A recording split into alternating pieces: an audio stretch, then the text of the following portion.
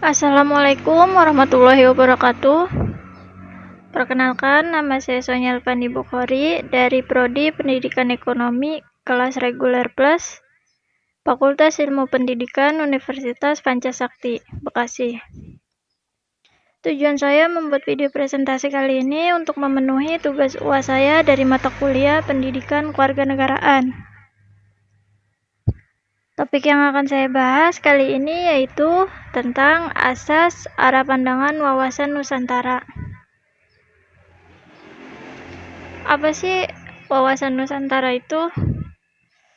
Wawasan Nusantara adalah cara pandang dan sikap bangsa Indonesia terhadap diri dan bentuk geografis berdasarkan Pancasila dan Undang-Undang Dasar 1945. Dengan mengutamakan kesatuan wilayah dan menghargai kebinekaan untuk mencapai tujuan nasional. Lanjut, wawasan Nusantara merupakan ketentuan-ketentuan atau kaidah-kaidah yang harus dipatuhi, ditaati, dipelihara, dan diciptakan demi tercapainya kesetiaan dan kesepakatan bersama terhadap komponen bangsa dari berbagai suku dan golongan. Asas wawasan Nusantara sendiri terdiri dari kepentingan, tujuan yang sama, keadilan, kejujuran, solidaritas, kerjasama, kesetiaan, serta kesepakatan terhadap kesepakatan bersama demi terwujudnya persatuan dan kesatuan dalam kebinekaan. Dengan latar belakang budaya, sejarah, kondisi dan konstelasi geografis, serta memperhatikan perkembangan lingkungan yang strategis, maka arah pandang wawasan Nusantara dapat dilihat dari 1. Pandangan ke dalam. Yang dimaksud pandangan ke dalam di sini artinya bangsa Indonesia harus peka terhadap munculnya berbagai ancaman serta berusaha mencegah dan mengatasi sedini mungkin terhadap faktor-faktor dan penyebab timbulnya disintegrasi bangsa dan tetap mengupayakan terbinanya dan terpeliharanya persatuan dan kesatuan. Lalu 2, pandangan keluar yaitu bahwa dalam kehidupan internasional bangsa Indonesia harus berusaha menjaga kepentingan nasional agar tujuan nasional yang tertera dalam pembukaan Undang-Undang Dasar 1945 dapat tercapai. Arah pandang keluar ini bertujuan untuk menjaga dan menjamin kepentingan nasional dalam semua aspek kehidupan, baik ekonomi, politik, sosial, budaya, demi terwujudnya tujuan nasional yang sesuai dengan pembukaan Undang-Undang Dasar 1945. Terus di sini ada asas-asas wawasan Nusantara seperti yang saya jelaskan di atas. Asas wawasan Nusantara adalah ketentuan atau kaidah dasar yang harus dipatuhi, ditaati, dipelihara, dan diciptakan demi tetap taat dan setianya komponen pembentuk bangsa Indonesia, yaitu suku bangsa atau golongan terhadap kesepakatan bersama.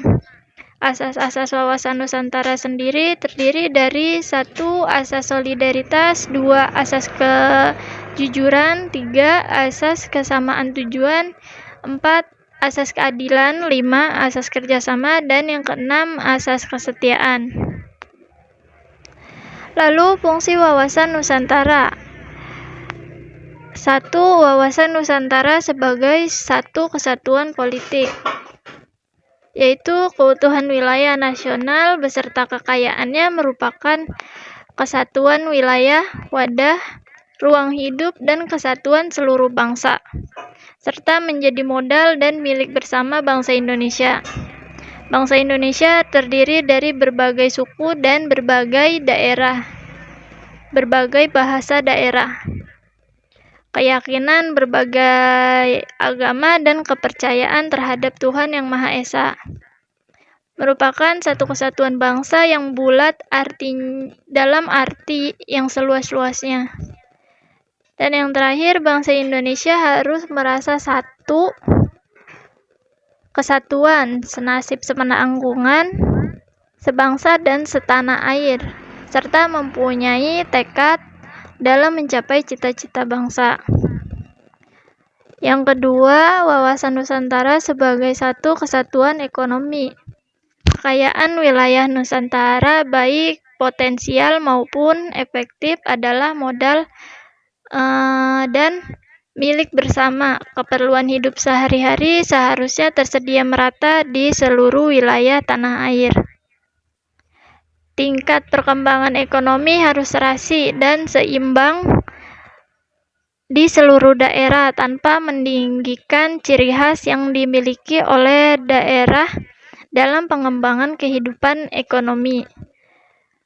Yang terakhir, kehidupan perekonomian di seluruh wilayah Nusantara merupakan satu kesatuan ekonomi yang diselenggarakan sebagai usaha bersama atas asas kekeluargaan yang ditunjukkan bagi kemakmuran rakyat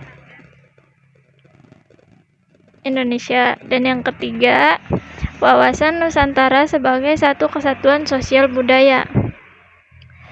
Yang dimaksud satu kesatuan sosial budaya di sini yaitu masyarakat Indonesia sebagai satu kehidupan bangsa merupakan kehidupan yang serasi dengan tingkat kemajuan masyarakat yang sama, merata, dan seimbang, serta adanya keselarasan yang sesuai dengan tingkat kemajuan bangsa.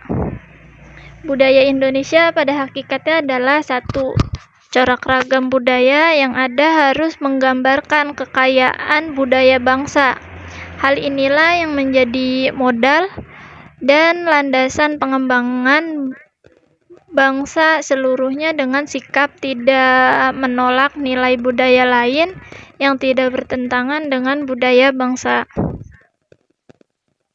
Segala ancaman terhadap satu pulau atau satu daerah pada hakikatnya merupakan ancaman bagi seluruh bangsa dan negara. Yang terakhir, wawasan Nusantara sebagai satu kesatuan pertahanan dan keamanan. Sama seperti yang sudah dijelaskan di atas, di sini ada tujuan ke dalam dan tujuan keluar. Tujuan ke dalam wawasan Nusantara adalah untuk mewujudkan kesatuan dalam segenap aspek kehidupan bangsa, baik aspek alamiah maupun aspek sosial. Tujuan keluar wawasan Nusantara adalah untuk ikut serta mewujudkan kebahagiaan, ketertiban, dan perdamaian seluruh umat manusia. Nah, kesimpulan yang dapat kita ambil dari materi berikut, pada dasarnya hakikat wawasan Nusantara telah terdapat dalam butir-butir garis besar haluan negara atau yang bisa kita singkat sebagai GBHN. Pokok butir tersebut adalah untuk menjaga keutuhan Nusantara melalui cara pandang selalu utuh, menyeluruh dalam lingkup Nusantara dan demi kepentingan nasional. Sekian, cukup. Terima kasih. Wassalamualaikum warahmatullahi wabarakatuh.